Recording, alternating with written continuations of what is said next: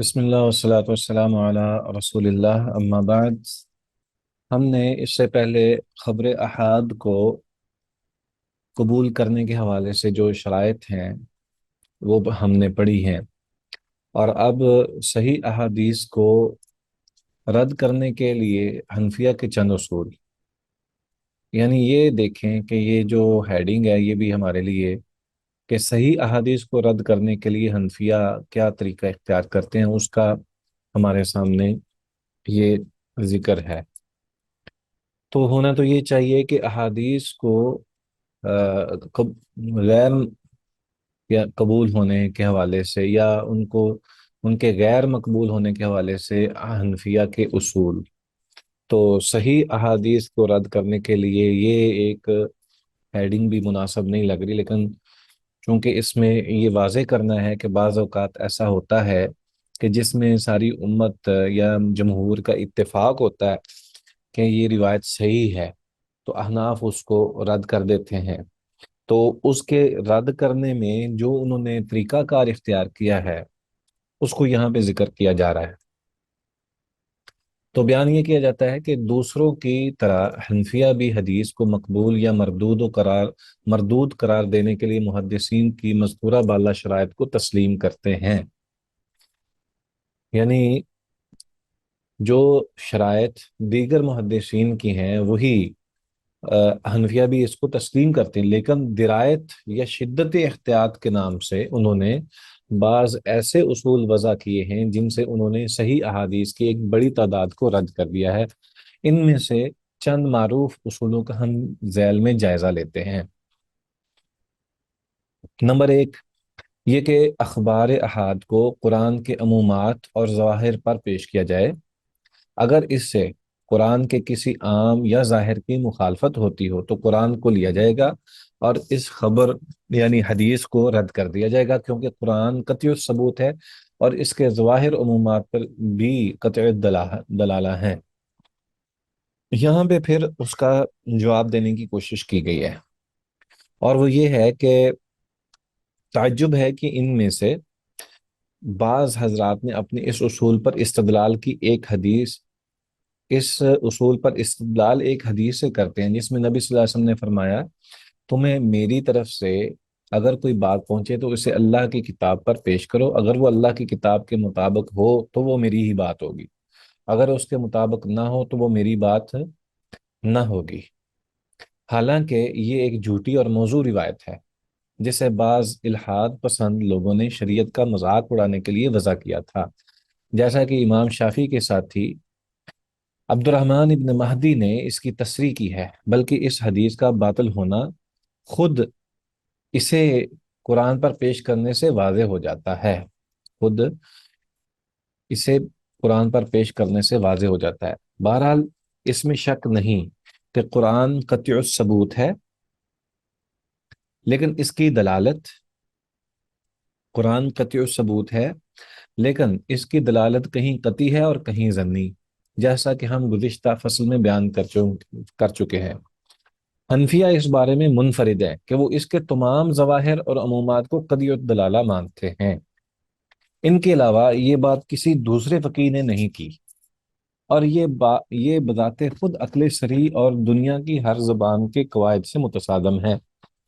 اس کی وجہ یہ ہے کہ امام ابو حنیفہ رحمہ اللہ اور ان کے اصحاب رحمہ اللہ کے زمانے میں عراق بدعت خواہشات پر مبنی باطل نظریات اور سیاسی و کلامی فرقوں کے مابین سخت کشمکش کی اماجگاہ بنا ہوا تھا، اور اس میں جھوٹ زوروں پر تھا، حتیٰ کہ رسول اللہ صلی اللہ علیہ وسلم کی احادیث بھی اس سے محفوظ نہ رہی تھیں، اور ان احادیث کی چھان پھٹک کرنا، ان کے راویوں کے حالات معلوم کرنا اور ان کی سندوں پر غور و فکر کر کے صحیح احادیث کو ضعیف اور موضوع احادیث سے الگ کرنا کوئی آسان کام نہ تھا۔ اس لیے ان حضرات نے اپنا زیادہ تر اعتماد قرآن پر رکھا جو قطعی ثبوت تھا، اور اس کے ظواہر و عمومات پر انہوں نے کوئی پابندی نہ لگائی۔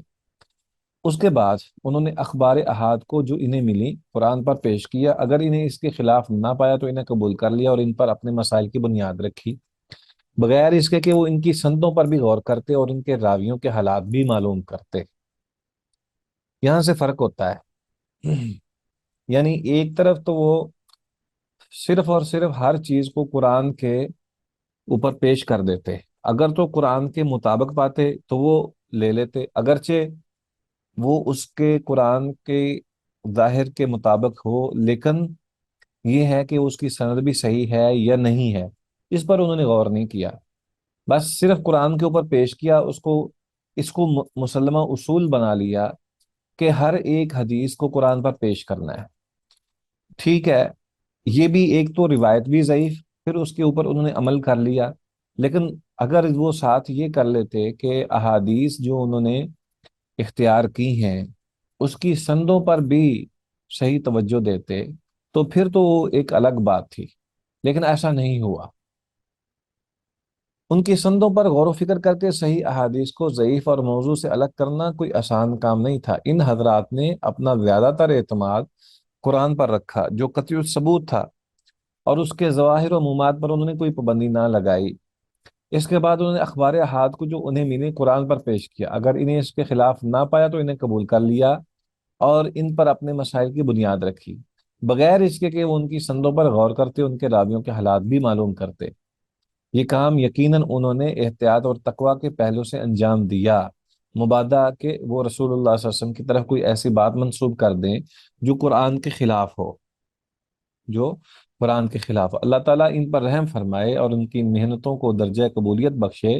کہ وہ ان حالات میں یہی کر سکتے تھے، اور یہی انہوں نے کیا بھی۔ وہ معذور تھے اور ان کے اجتہاد کا انہیں یقیناً اجر ملے گا، اگر صحیح ہوا تو دوہرا اجر، اور اگر غلط ہوا تو اکارا اجر۔ لیکن ان کے جو پیروکار بعد میں آئے چوتھی پانچویں صدی میں، اور انہوں نے ان سے منقول فروعی مسائل سے فقہ کے اصول نکالے، انہوں نے اگرچہ امام بخاری اور دوسرے محدثین کی سخت محنت کی بدولت تمام احادیث کو جمع شدہ پایا، بلکہ یہ بھی پایا کہ ان کے راویوں کے حالات کتابوں میں درج کر دیے گئے تھے، اور صحیح احادیث کو ضعیف احادیث سے الگ کر کے بیان کر دیا گیا تھا۔ انہوں نے محدثین کی ان کاوشوں کی کوئی قدر نہیں کی، بجائے اس کے کہ وہ ان کی روشنی میں اپنے بڑوں کی معذوری میں کی جانے والی کوتاہیوں کی تلافی کرتے، انہوں نے ان سے منقول فروعی مسائل کو نصوص کا درجہ دیا، اور اپنے بنائے ہوئے اصولوں میں سے اگر کسی چیز کو ان سے متصادم پایا تو اسے ایسی شکل دے دی کہ وہ ان سے متصادم نہ رہے۔ ظاہر ہے کہ ایسی صورتحال میں اگر ان کے بہت سے اصول نبی صلی اللہ علیہ وسلم سے انتہائی چھان پھٹک کے ساتھ منقول صحیح حدیث کے خلاف پڑے تو کوئی تعجب کی بات نہیں ہے، لیکن اپنے اس اصول پر اعتماد کرتے ہوئے انہوں نے ایسی بہت سی احادیث کو رد کر دیا۔ ذیل میں ہم چند احادیث کا بطور مثال ذکر کرتے ہیں جنہیں ان حضرات نے اپنے اسی اصول کے تحت رد کیا ہے، حالانکہ وہ اپنی اسناد کے اعتبار سے انتہائی پختہ اور اپنے مضامین کے اعتبار سے انتہائی واضح اور صریح ہیں، اور ان میں سے اکثر وہ ہیں جو اللہ کی کتاب پر روئے زمین پر صحیح ترین کتابوں بخاری و مسلم میں منقول ہیں۔ مثلا نماز میں طمانیت، سکون و اطمینان اختیار کرنے سے متعلق وہ صریح الحکم احادیث، جن میں سے ایک یہ ہے کہ رسول اللہ صلی اللہ علیہ وسلم نے فرمایا اس شخص کی نماز نہیں ہوتی جو اپنے رکوع سجود میں اپنی کمر سیدھی نہیں کرتا۔ ان تمام احادیث کو انہوں نے اللہ تعالیٰ کے ارشاد یا ایھا الذین آمنوا ارکعوا واسجدوا، اے ایمان والو رکوع کرو اور سجدہ کرو کی ظاہری عمومی دلالت سے رد کر دیا۔ گویا کہ وہ یہ کہتے ہیں کہ رکوع کرنا ہے اور سجدہ کرنا ہے بس، اس کا مطلب یہ نہیں ہے کہ اس میں اطمینان بھی ہو۔ دوسری روایت، وضو اور غسل میں بھی دوسری عبادتوں کی طرح نیت کی ضروری ہونے کا حکم، جیسا کہ نبی صلی اللہ علیہ وسلم نے فرمایا انما الاعمال بالنیات، اعمال کا اعتبار نیتوں پر ہی سے ہے۔ اسے انہوں نے اللہ تعالیٰ کے ارشاد اذا قمتم الی الصلاۃ فاغسلوا وجوہکم، جب تم نماز کے لیے کھڑے ہو تو اپنے چہروں کو دھو لو کہ ظاہری عمومی دلالت سے رد کر دیا، یعنی کہ یہاں منہ دھونے کے ساتھ نیت کا کوئی ذکر نہیں کیا گیا، تو اس بنا پر انہوں نے حدیث کو بھی رد کر دیا۔ اسی طرح تیسری جگہ پر ایک مثال بیان کی گئی ہے کہ وہ محکم صریح احادیث جن میں نماز میں قرآن کی تلاوت کے لیے سورہ فاتحہ کو متعین کرنے کا حکم دیا گیا ہے، جیسا کہ رسول اللہ صلی اللہ علیہ وسلم نے فرمایا لا صلاۃ لمن لم یقرأ بفاتحۃ الکتاب، جس شخص نے سورہ فاتحہ نہیں پڑھی اس کی کوئی نماز نہیں ہے۔ ان تمام احادیث کو انہوں نے اللہ تعالیٰ کی ارشاد فَاقْرَؤُوا مَا تَيَسَّرَ مِنَ الْقُرْآنِ، قرآن کا جو حصہ آسان ہو اس کی قرات کر لو کہ ظاہری عمومی دلالت سے رد کر دیا۔ اسی طرح ایک چوتھی مثال بھی کہ وہ محکم صریح احادیث جن میں نماز میں داخل ہونے کے لیے تکبیر تکبیر یعنی اللہ اکبر کہنے کو متعین کیا گیا ہے، جیسا کہ رسول اللہ صلی اللہ علیہ وسلم نے فرمایا کہ جب تم نماز کے لیے کھڑے ہو تو اللہ اکبر کہو، اور یہ کہ نماز کی تحریم تکبیر ہے، اور یہ کہ اللہ تعالیٰ تم میں سے کسی شخص کی نماز اس وقت تک قبول نہیں کرتا جب تک وہ وضو کو اس کی جگہوں پر نہیں رکھتا اور پھر قبلہ رخ ہو کر اللہ تعالیٰ اللہ اکبر نہیں کہتا۔ ان تمام احادیث کو انہوں نے اللہ تعالیٰ کے اس ارشاد کے ساتھ رد کر دیا، وَذَكَرَ اسْمَ رَبِّهِ فَصَلَّى، اور اس نے اپنے رب کے نام کا ذکر کیا اور پھر نماز پڑھے کی ظاہری عمومی دلالت سے رد کر دیا۔ یعنی ان کا موقف یہ ہے کہ اللہ اکبر کہنا ضروری نہیں ہے، بلکہ اگر وہ سبحان اللہ کہہ کے نماز شروع کر لے تب بھی ٹھیک ہے، الحمدللہ کہہ کے نماز شروع کر لے تب بھی ٹھیک ہے۔ کیوں؟ اس لیے کہ اللہ کا حکم ہے وَذَكَرَ اسْمَ رَبِّهِ فَصَلَّى، اس نے اللہ کا ذکر کیا اور نماز شروع کر دی۔ تو وہ یہ کہتے ہیں کہ قرآن تو کہتا ہے کہ اللہ کا ذکر کرے اور نماز شروع کر دے، تو نبی صلی اللہ علیہ وسلم نے اگر اللہ اکبر کی تخصیص کیا تو اس کو قبول کرنے کی ضرورت نہیں ہے، اس لیے اس کو ہم نہیں مان سکتے۔ اس کی وہ الگ بھی بات یہ کہتے ہیں کہ وہ درایتاً درست نہیں۔ اسی طرح ایک پانچویں مثال، وہ محکم و صریح احادیث جن میں رسول اللہ صلی اللہ علیہ وسلم نے فرمایا لعن اللہ المحلل والمحلل لہ، اللہ تعالیٰ نے حلالہ کرنے اور حلالہ کرانے والے پر لعنت فرمائی ہے۔ ان احادیث کو انہوں نے اللہ تعالیٰ کے ارشاد حتیٰ تنکح زوجن غیرہ،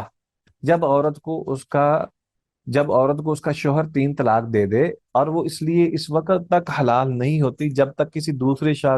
شوہر سے نکاح نہیں کرتی، کہ ظاہری عمومی دلالت سے رد کر دیا۔ یعنی ان کا موقف یہ ہے کہ اب چونکہ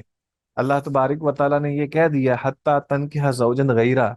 کہ وہ کسی اور عورت سے جب تک کسی اور مرد سے جب تک شادی نہیں کرتی وہ حلال نہیں ہوتی پہلے کے لیے، اب اس میں یہ نہیں ہے کہ حلالہ ہے یا نہیں ہے، تو نبی صلی اللہ علیہ وسلم کا جو فرمان ہے کہ لعن اللہ المحلل والمحلل لہ، اس کو وہ مانتا ہی نہیں ہے، تو وہ حدیث صحیح بھی ہو تو تب بھی اس کو نہیں مانیں گے۔ اسی طرح ایک چھٹی دلیل، وہ محکم و صریح احادیث، وہ حدیث جن میں نبی صلی اللہ علیہ وسلم نے فرمایا ہے کہ مسلمان کو کافر کے بدلے قتل نہیں کیا جائے گا، اسے انہوں نے اللہ تعالیٰ کے ارشاد ان النفس بالنفس، جان کے بدلے جان کی ظاہری عمومی دلالت سے رد کر دیا۔ وہ کہتے ہیں کہ چونکہ قتل کا بدلہ قتل ہے تو اس لیے اس میں ضروری نہیں ہے کہ مسلمان جو ہے وہ قتل کر رہا ہے یا نہیں کر رہا، یعنی مقتول جو ہے اگر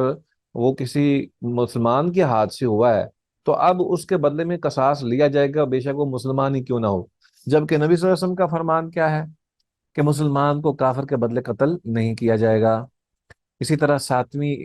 ایک مثال ہے کہ وہ محکم و صریح حدیث جس میں دو گواہ نہ ہونے کی صورت میں قسم کے ساتھ ایک ہی شخص کی گواہی کو قبول کیا گیا ہے،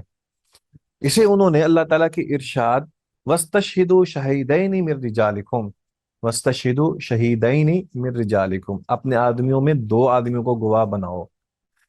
قرآن مجید میں چونکہ یہ آ گیا ہے کہ اپنے آدمیوں میں دو آدمیوں کو گواہ بناؤ، اس کی ظاہری اور عمومی دلالت سے رد کر دیا ہے اس بات کو کہ ساتھ میں نبی صلی اللہ علیہ وسلم نے جو کہا ہے کہ قسم اگر ایک گواہ ہے تو دوسرا گواہ نہیں ہے تو وہ قسم اٹھا دے،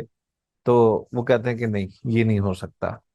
اسی طرح ایک آٹھویں مثال، وہ محکم و صریح احادیث جن میں نبی صلی اللہ علیہ وسلم نے عورت کے نکاح کے بارے میں فرمایا لا نکاح الا بولی، کہ ولی کے بغیر کوئی نکاح نہیں ہے، ان سب کو بھی انہوں نے اللہ تعالیٰ کی ارشاد حتیٰ تنکح زوجن غیرہ سے ہی رد کر دیا۔ وہ کہتے ہیں کہ چونکہ قرآن مجید میں ہے کہ یہاں تک کہ وہ دوسرے شوہر سے نکاح کرے تو اس کی ظاہری اور عمومی دلالت سے اس پہلے ولی کے نبوی حکم کو انہوں نے رد کر دیا، کیونکہ عورت خود نکاح کر لینے کا ذکر موجود ہے، اس لیے عورت خود نکاح کر سکتی ہے، تو ولی کی ضرورت ہی نہیں ہے۔ اسی طرح ایک یہ دلیل بھی ہے، وہ محکم و صریح احادیث جن میں گھوڑے کے گوشت کے حلال ہونے کا ذکر کیا گیا ہے، ان احادیث کو انہوں نے اللہ تعالیٰ کے ارشاد والخیل والبغال والحمیر لترکبوها وزینۃ، اللہ تعالیٰ کا فرمان ہے کہ گھوڑے خچر اور گدھے پیدا کیے کہ تم ان کی سواری کرو اور وہ تمہارے لیے زینت ہوں۔ तो इनकी ज़ाहिरी व अमूमी दलालत से रद्द कर दिया कि नबी अकरम सल्लल्लाहु अलैहि वसल्लम ने अगर घोड़े के हवाले से कोई इस तरह की बात कही है तो वो हमें कबूल नहीं है।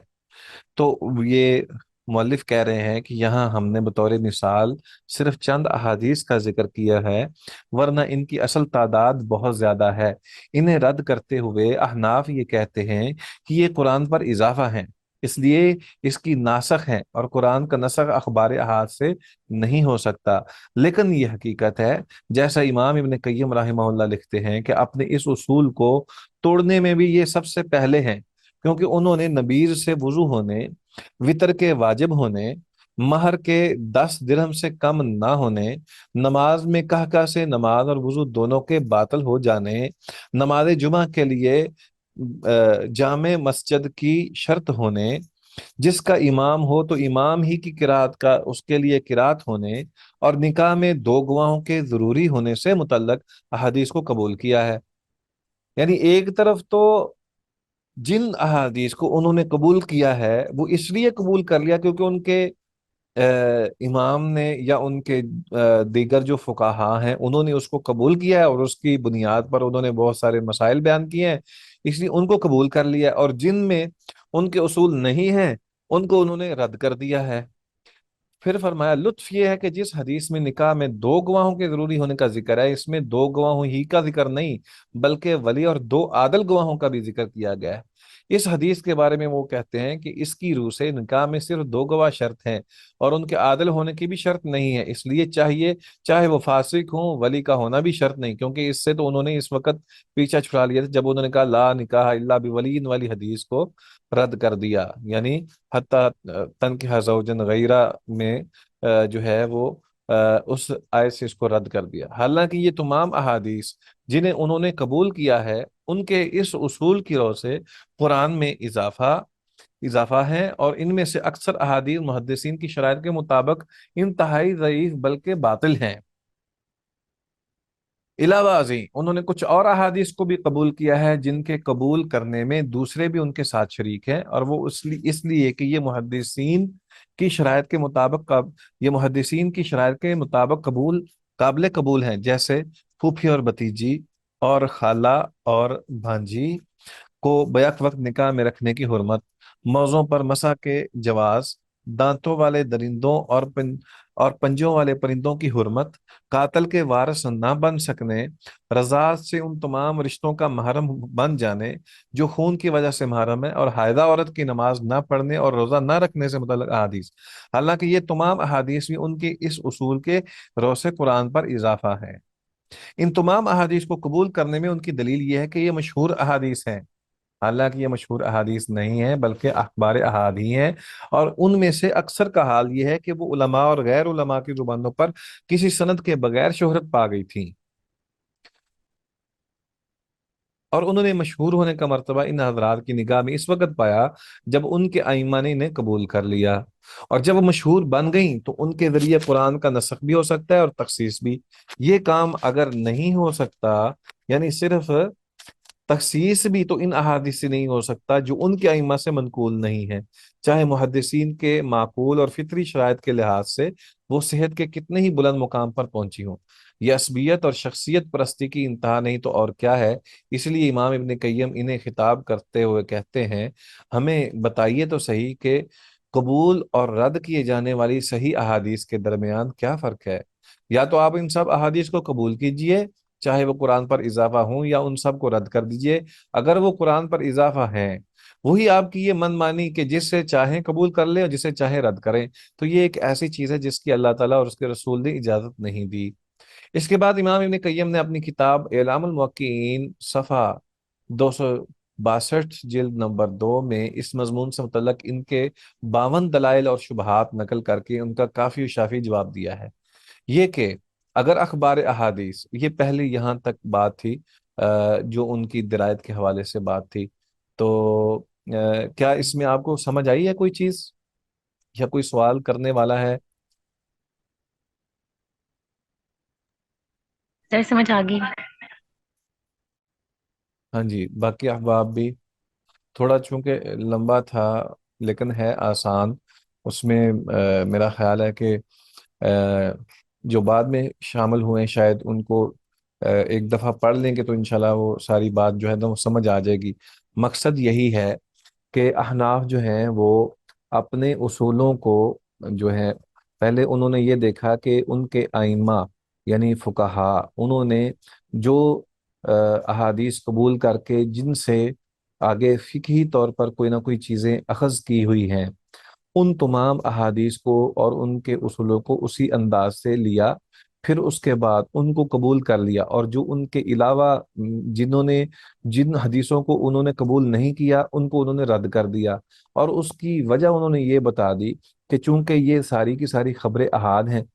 हालांकि पहले जिनको कबूल किया वो भी खबरें अहाद थी, लेकिन जिनको कबूल नहीं किया उनको ये कहकर खबरें अहाद को रद्द कर दिया कि इसके साथ कुरान के जाहिर दलाइल और कुरान के ज़ाहिरी दलाइल और अदिल्ला को हम जो है वो उसको खास नहीं कर सकते, यानी उसको आम है तो उसको हम खास नहीं कर सकते। उसकी 10 के करीब उन्होंने मिसालें भी पेश की हैं। वो मिसालें पढ़कर हमें समझ आ जानी चाहिए कि ये जितनी रिवायात हैं इन तमाम रिवायात से कुरान मजीद के आम और जो जाहिर है उसको उन्होंने बुनियाद बनाकर रद्द कर दिया है।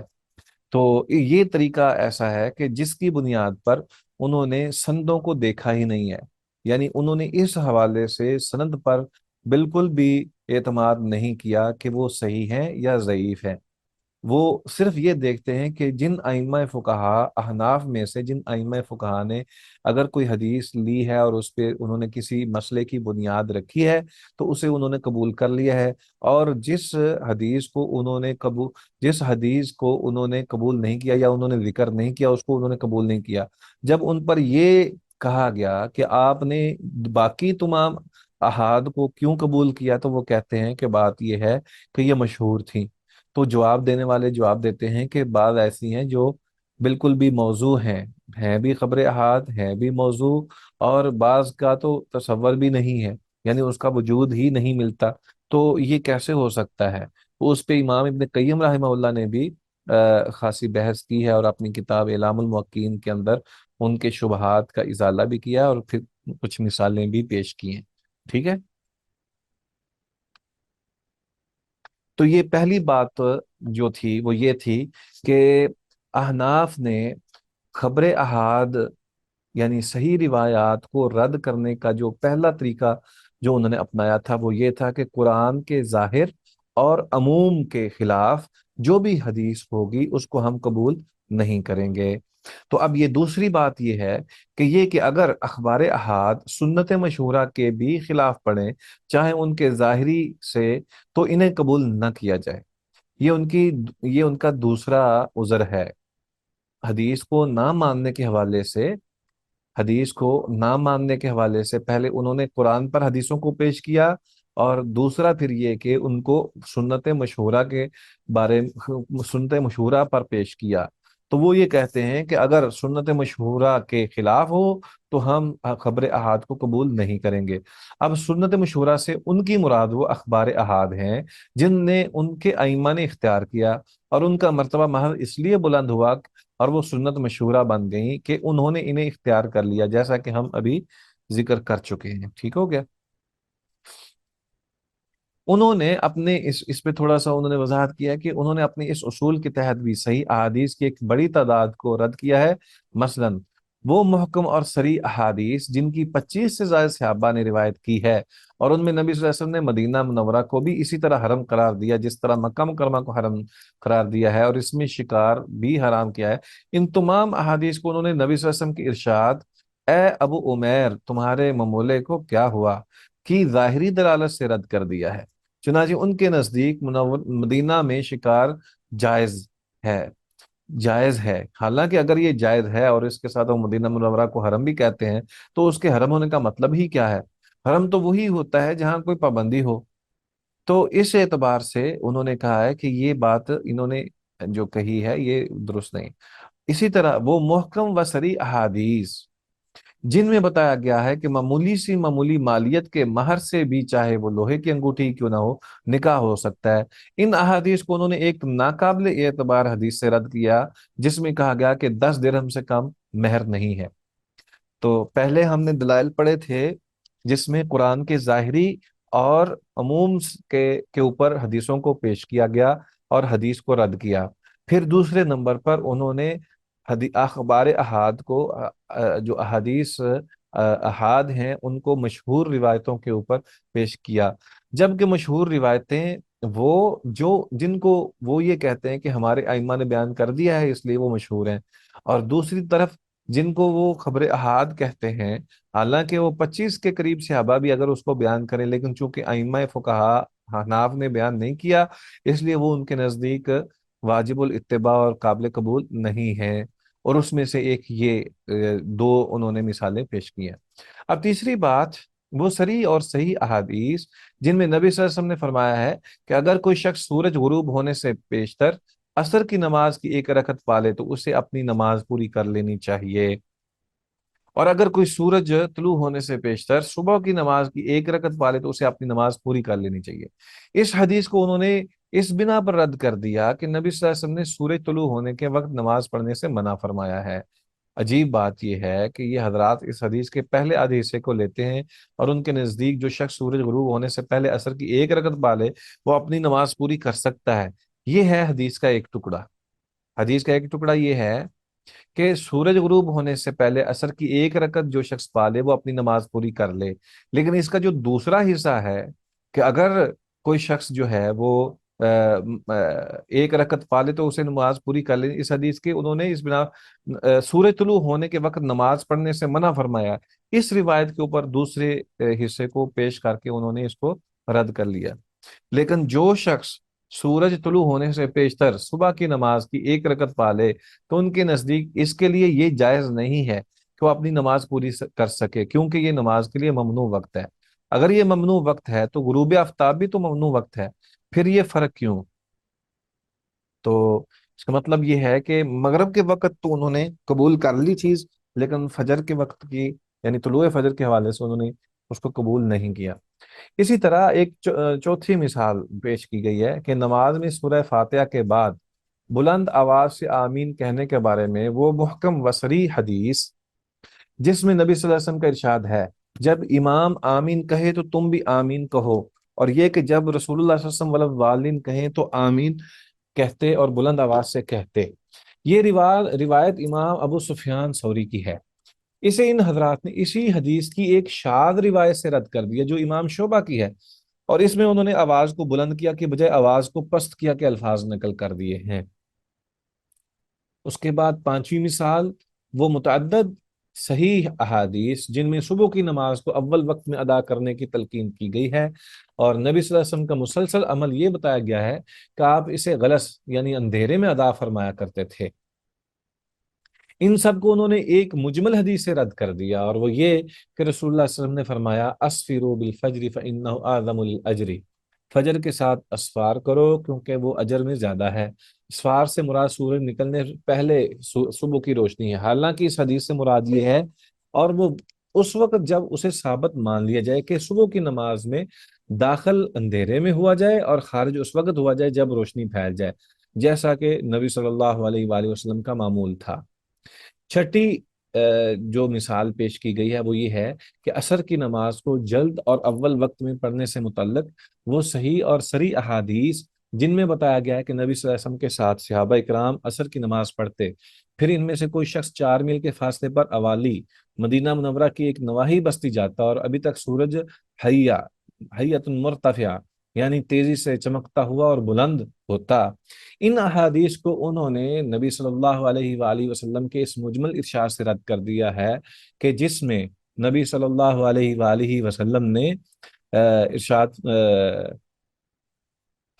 ہاں نبی صلی اللہ علیہ وآلہ وسلم کی اس مجمل ارشاد سے رد کیا ہے کہ تمہاری اور تم سے پہلے اہل کتاب کی مثال ایسی ہے کہ ایک شخص نے چند لوگوں کو مزدوری پر لگایا اور ان سے کہا جو آدمی آدھے دن تک میرا کام کرے گا اسے ایک کی رات ملے گا۔ چنانچہ یہودیوں نے کام کیا، پھر اس نے کہا جو آدمی عصر تک میرا کام کرے اسے ایک کی رات ملے گا۔ اس پر نصارہ نے کام کیا، پھر اس نے کہا جو آدمی سورج غروب ہونے تک میرا کام کرے گا اسے 2 کی رات ملیں گے۔ اس پر تم نے کام کیا۔ یہودی اور نصارہ خفا ہو گئے اور کہنے لگے ہم نے زیادہ کام کیا لیکن ہمیں اجرت کم دی گئی۔ اس شخص نے کہا کیا میں تمہاری اجرت میں کوئی کمی کی ہے؟ انہوں نے کہا نہیں، تو اس نے کہا یہ میرا فضل ہے جسے میں چاہوں دوں۔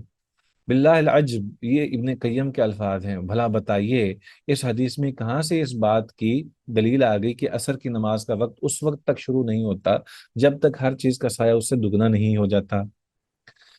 اب آخر ہوں، میں ایک اور دلیل انہوں نے پیش کی ہے دوسرے نمبر پر، جس میں احادیث کو حدیث کے اوپر پیش کیا گیا ہے، وہ صحیح اور صریح حدیث جس میں غلوں اور پھلوں کا نصاب 5 وسق بتایا گیا ہے۔ اس کو انہوں نے نبی صلی اللہ علیہ وسلم کی ایک حدیث سے ایک اور حدیث سے رد کر دیا، جس میں آپ صلی اللہ علیہ وسلم نے فرمایا جس زمین کو آسمان سیراب کرے اس میں عشر ہے، اور جس زمین کو زمین سے پانی نکال کر سیراب کیا جائے اس میں نصف عشر ہے۔ اس لیے ان کے نزدیک غلوں اور پھلوں کی ہر کم یا زیادہ مقدار پر زکوٰۃ ہے، حالانکہ یہ دوسری حدیث جس سے انہوں نے استدلال کیا اس کا حکم عام ہے اور پہلی کا خاص، گویا یہاں انہوں نے خاص حکم کو بھی ایک عام حکم سے رد کر دیا۔ تو یہ دوسرے نمبر پر آخری جو چیز ہم نے بیان کی ہے یہ تھی۔ اس کے بعد تیسرے نمبر پر یہ ہے کہ یہ کہ حدیث کو اس وقت قبول نہ کیا جائے جب اس کے راوی کا عمل اس کے خلاف ہو۔ اس پہ ہم انشاءاللہ پھر بات کریں گے۔ امید ہے کہ آپ کو سمجھ آ گئی ہوگی۔ جو ہم نے دو پڑھے تھوڑا سا طویل ہے،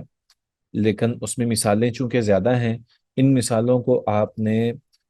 اپنے انداز سے نوٹ رکھنا ہے۔ ضروری نہیں ہے کہ آپ ان تمام احادیث کو لکھیں، لیکن یہ ہے کہ آپ کم از کم ان کے طرف اشارہ کر کے اس کو کم از کم اپنے لیے ضرور یاد رکھنے کے لیے کوئی نہ کوئی جو ہے وہ کوشش کریں، تاکہ آپ کے لیے مشکل نہ ہو بعد میں۔ یہ بہت ساری ایسی چیزیں ہیں جس میں باقاعدہ طور پر ہمیں محنت کرنی پڑے گی، اور ان کی بنیاد پر ہمیں سمجھنے کی ضرورت ہے کہ بعض اوقات ہمیں یہ کیوں محسوس ہوتا ہے کہ احناف کا موقف ایک طرف ہوتا ہے اور دوسری طرف دیگر ائمہ جمہور کا موقف ہوتا ہے، یا اس طرح کیوں ہوتا ہے کہ حدیث کے بالمقابل ہی احناف کا موقف ہوتا ہے جبکہ دیگر حضرات جو ہیں وہ حدیث کی موافقت کر رہے ہوتے ہیں۔ تو اس کی ریزن یہی ہے کہ انہوں نے